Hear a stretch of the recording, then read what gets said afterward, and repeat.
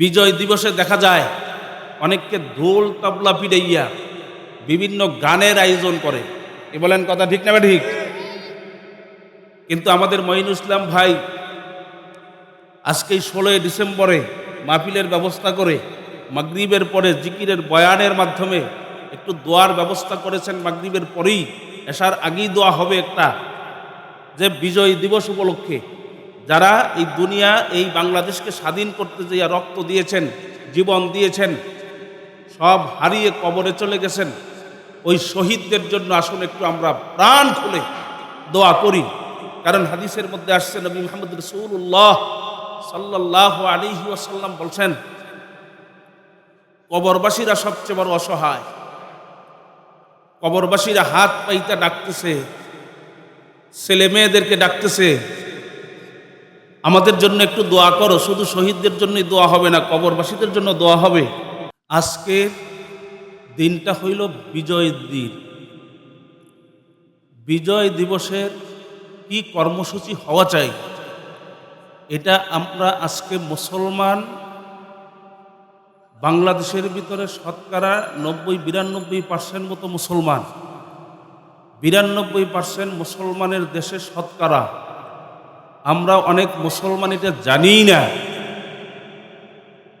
যে বিজয় দিবসে আমাদের কর্মসূচিটা কি হওয়া দরকার, কি হওয়া জরুরি। বিজয় দিবস উপলক্ষে আমরা অনেক কার্যকলাপ করি যা ইসলাম সমর্থন করে না। যারা বলেন কথা ঠিক কিনা? এই বিজয় দিবসে আল্লাহ পাকের শুকর গুজারি করা দরকার, আল্লাহ পাকের শুকরিয়া আদায় করা দরকার। বিজয় দিবসের কর্মসূচি আল্লাহর শুকুর এবং দোয়া, ইস্তেগফার, বেশি বেশি আল্লাহর কাছে দোয়া করা, বেশি বেশি আল্লাহর কাছে ইস্তেগফার করা।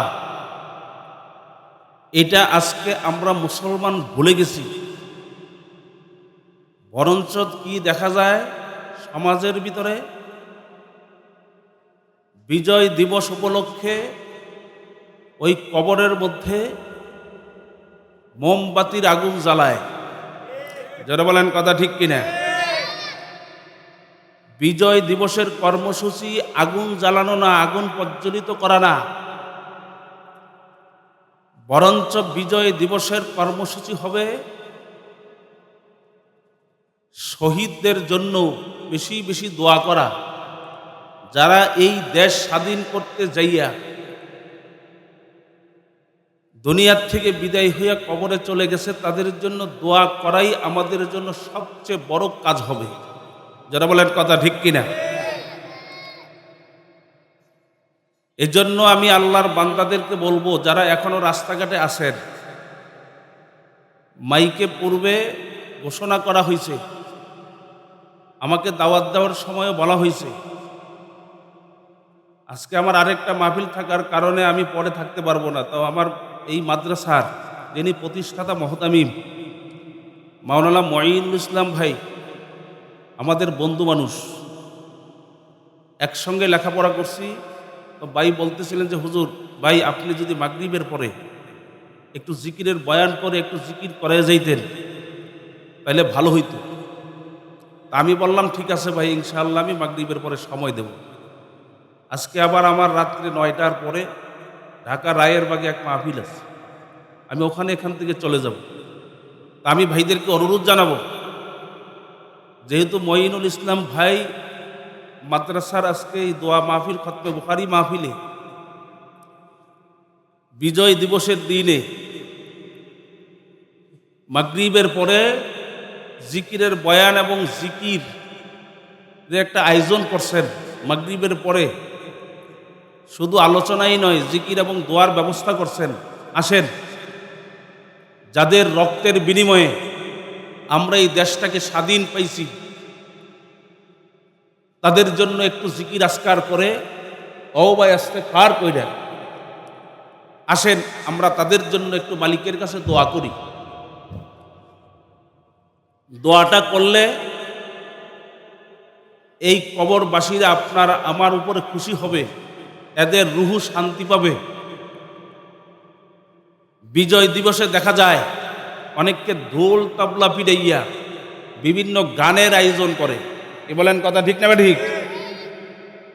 কিন্তু আমাদের মঈনুল ইসলাম ভাই আজকেই 16 ডিসেম্বরে মাহফিলের ব্যবস্থা করে মাগরিবের পরে জিকিরের বয়ানের মাধ্যমে একটু দোয়ার ব্যবস্থা করেছেন। মাগরিবের পরেই এশার আগেই দোয়া হবে একটা, যে বিজয় দিবস উপলক্ষে যারা এই দুনিয়া এই বাংলাদেশকে স্বাধীন করতে যাইয়া রক্ত দিয়েছেন, জীবন দিয়েছেন, সব হারিয়ে কবরে চলে গেছেন, ওই শহীদদের জন্য আসলে একটু আমরা প্রাণ খুলে দোয়া করি।